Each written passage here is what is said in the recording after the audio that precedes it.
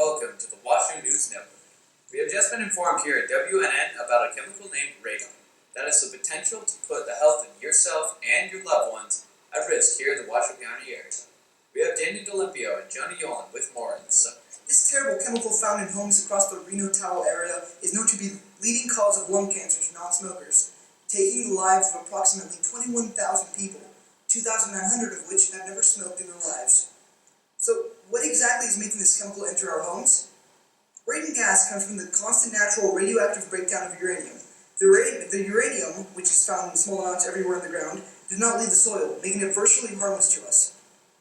The uranium proceeds to break down in a process known as uranium-288 decay series, and turn into radium, which, still being in solid state, is unable to leave the soil it is in.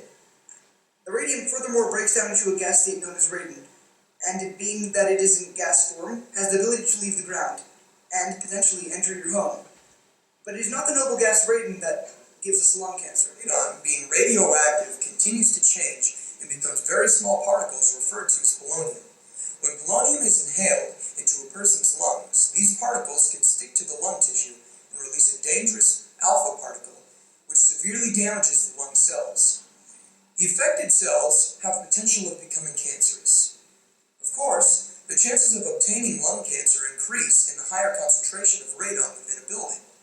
Concentration of radon is measured in picocuries per liter of air, or PCI per liter, by the U.S. Environmental Protection Agency, also known as the EPA.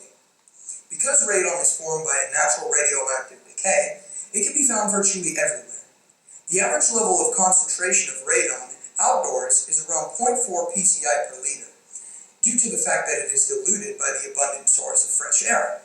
Unfortunately, however, radon concentration levels are higher due to the lack of fresh air in homes. This causes the radon to get stuck in a home and exceed the EPA's recommended level of below 3 PCI per liter. Once radon concentration levels are at or past 4 PCI per liter, the air in a home is considered dangerous, and you can drastically be harmed and have a drastic chance of obtaining lung cancer. Back to you. Levels above 4 PCI are more dangerous for people that smoke compared to those who do not.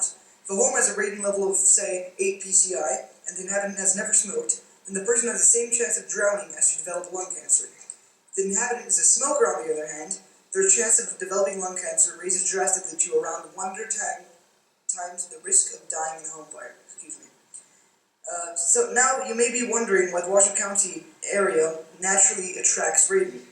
The answer lies in our granitic soil, and unfortunately, the Reno-Tahoe area serves as a welcoming home for radon gas, causing more than 21% chance of homes in the Washoe County area to have elevated levels of radon.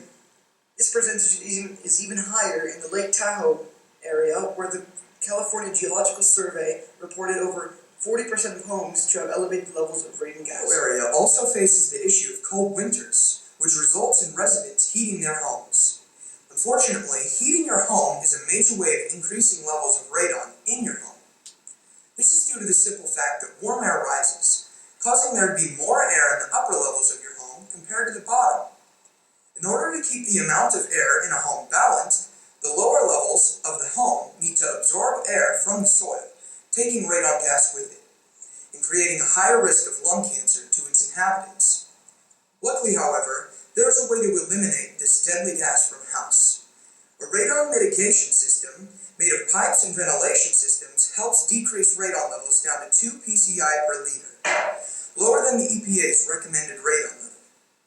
To learn more about eliminating radon from a home, we interviewed Chris Buxton, a radon mitigator and owner of Zero Radon Home Dependable Home Solutions. Thank you, Mr. Buxton, for joining us. We will now ask you a couple questions. So, first off, could you briefly explain what a radon mitigator does? Radon mitigator takes radon, and you can't remove radon from the home without doing a mitigation system. And a mitigation system is we trap the radon gas underneath the home, whether it be via suction through concrete or be a radon barrier that we use, and we seal off the whole underside of the home with a sheeting that is is we have a pipe going underneath the sheeting, and that sucks the gas up through a fan that runs 24/7, and that takes all the gas that gets trapped in the sheeting, almost like a food saver processor thing that takes all the air out of the food. It removes all the gas that way. So that's what a mitigator does. We just kind of eliminate the presence of radon gas in the home. Luckily, however, testing your home for radon is relatively simple and inexpensive.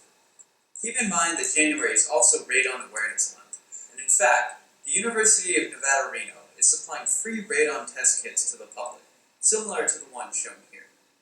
This opportunity lasts only for the month of January, so if you believe that you have above average levels of radon in your home, we encourage you to take this opportunity. For further information, go to www.epa.gov/radon or visit your local library. This has been the Washington News Network. Thank you for tuning in.